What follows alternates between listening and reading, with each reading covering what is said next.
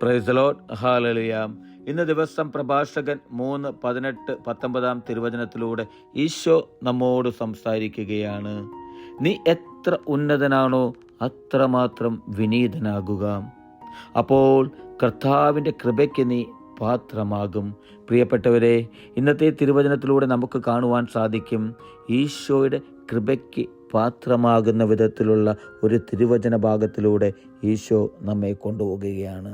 വചനം പറയുന്നു, പ്രിയപ്പെട്ടവരെ, എന്നോടും നിങ്ങളോടും ഇന്ന് ഈ തിരുവചനം കേൾക്കുന്ന ഓരോ വ്യക്തികളോടും, നീ എത്ര ഉന്നതനാണോ അത്രമാത്രം വിനീതനാകട്ടെ എന്ന്.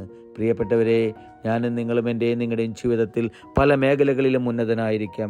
വിദ്യാഭ്യാസപരമായോ സാമ്പത്തികമായോ അങ്ങനെ പല പല മേഖലകളിലും ഞാനും നിങ്ങളും ഉന്നതനായിരിക്കാം.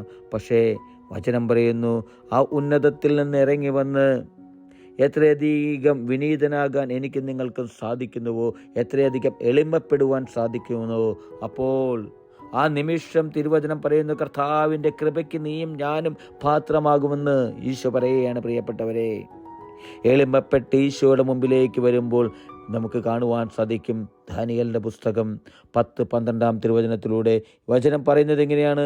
ദാനിയേലേ, ഭയപ്പെടേണ്ട. ശരിയായി അറിയുന്നതിന് നീ നിന്റെ ദൈവത്തിൻ്റെ മുമ്പിൽ നിന്നെ എളിമപ്പെടുത്തിയ നിമിഷം മുതൽ, പ്രിയപ്പെട്ടവരെ, ദാനിയേൽ എളിമപ്പെട്ട നിമിഷം മുതൽ അവിടെയാണ് നമുക്ക് കാണേണ്ടത്. ആ തിരുവചനമാണ് എൻ്റെ നിങ്ങളുടെ ഹൃദയത്തിൽ ഏറ്റെടുക്കേണ്ടത്. പ്രിയപ്പെട്ടവരെ, ആ ദാനിയേൽ എളിമപ്പെട്ട ദിവസം മുതൽ കർത്താവ് അവൻ്റെ പ്രാർത്ഥന കേട്ടുവെന്ന്. പ്രിയപ്പെട്ടവരെ, അതുപോലെ ഒരു ദാനിയേലിനെ പോലെ എനിക്കും നിങ്ങൾക്കും എൻ്റെ നിങ്ങളുടെയും ജീവിതത്തിലെ ഉന്നത സ്ഥാനങ്ങളിൽ നിന്നും ഇറങ്ങി വന്ന് എളിമപ്പെട്ട് ഈശോയുടെ മുമ്പിൽ മുട്ടുകുത്തുവാൻ എനിക്കും നിങ്ങൾക്കും സാധിക്കട്ടെ. അപ്പോൾ ദൈവത്തിൻ്റെ കൃപ നമ്മുടെ മേൽ ചൊരിഞ്ഞുകൊണ്ടിരിക്കും. ഹല്ലേലൂയ. ആമേൻ.